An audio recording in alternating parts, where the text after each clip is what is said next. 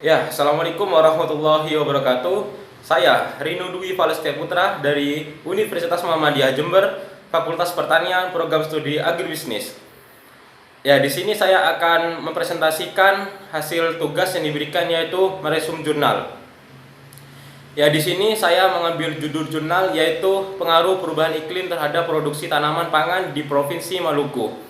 Kemudian nama jurnalnya yaitu pengaruh perubahan iklim volume 35 nomor 1 tahun 2016. Kemudian penulisnya yaitu Agung Budi Santoso.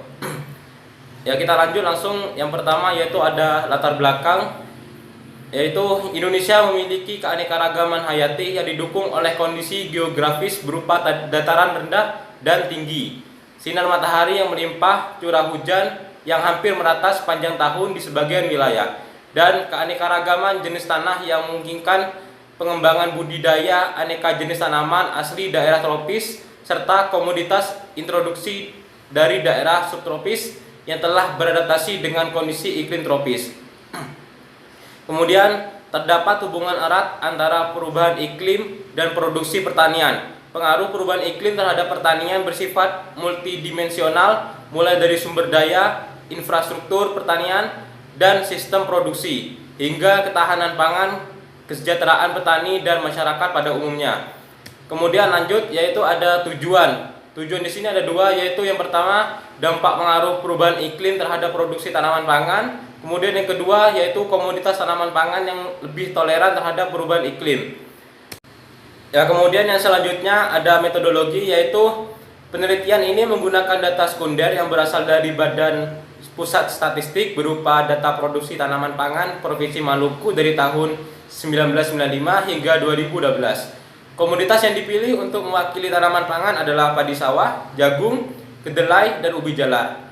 Data curah hujan yang berasal dari Stasiun Klimatologi Ambon, Amahai, Geser, Keiratu, Namlea, Bandara Naira, Somlaki, dan Tual digunakan untuk mengetahui perubahan iklim yang terjadi di Provinsi Maluku seiring dengan fenomena El Nino dan La Nina yang berlaku secara global. Kemudian yang selanjutnya yaitu hasil analisis model data produksi tanaman pangan dari tahun 1995 sampai 2012 dapat dilihat dari model linear, kuadratik, eksponensial, dan moving average.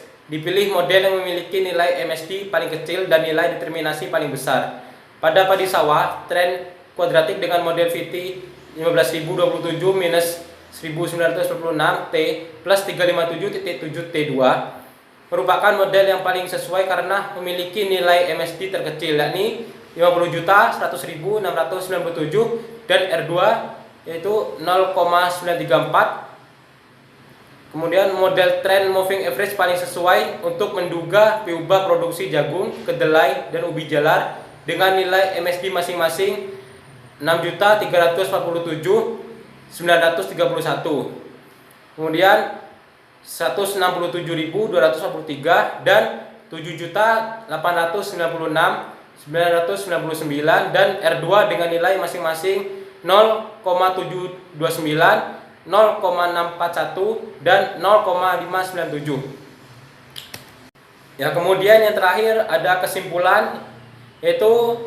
berdasarkan nilai MSD dan determinasi yang diperoleh, model kuadratik dinilai sesuai digunakan untuk menghitung nilai ekspektasi produksi padi sawah dalam periode 1995 sampai 2012. Model trend moving average sesuai digunakan untuk menghitung nilai ekspektasi produksi jagung, kedelai, dan ubi jalar.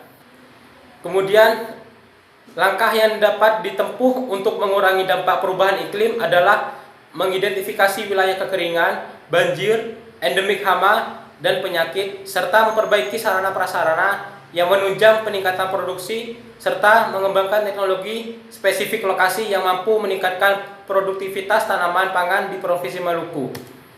Ya, sekian hasil presentasi dari saya, kurang lebihnya mohon maaf. Wassalamualaikum warahmatullahi wabarakatuh.